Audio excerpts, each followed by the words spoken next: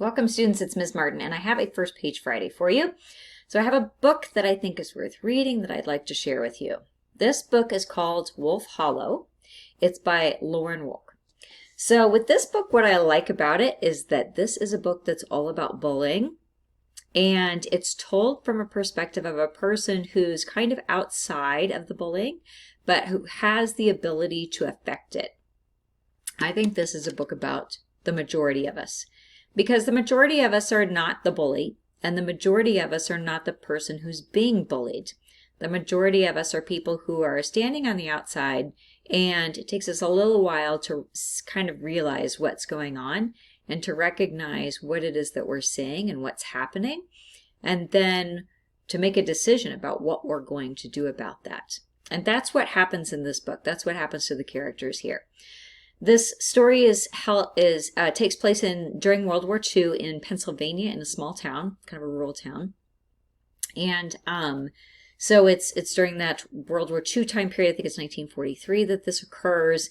And you get this kind of new girl who comes to town and who has a different viewpoint on things and how she's going to kind of push her weight around, so to speak.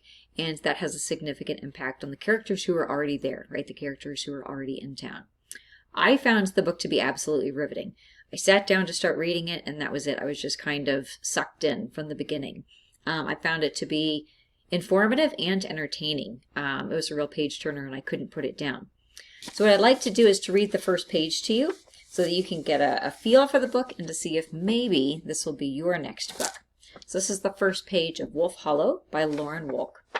Chapter 1. It began with the china piggy bank that my Aunt Lily had given me for my 5th Christmas. My mother was the one who noticed when it went missing.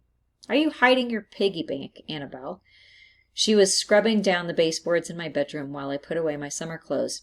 She must have noticed that the bank was missing because there was little else in my small room beyond the furniture itself and the windows. A comb and a brush and a book beside my bed. "Nobody's going to take your things," she said. "You don't need to hide them." She was on her hands and knees, her whole body wagging as she scrubbed the soles of her black work shoes turned up for a change. So here we have the introduction. It's very quick. She just jumps straight into the story, which is something that I really love that writers do, is when they just jump straight into the story and they have action kind of happening right from the very beginning. I enjoy that.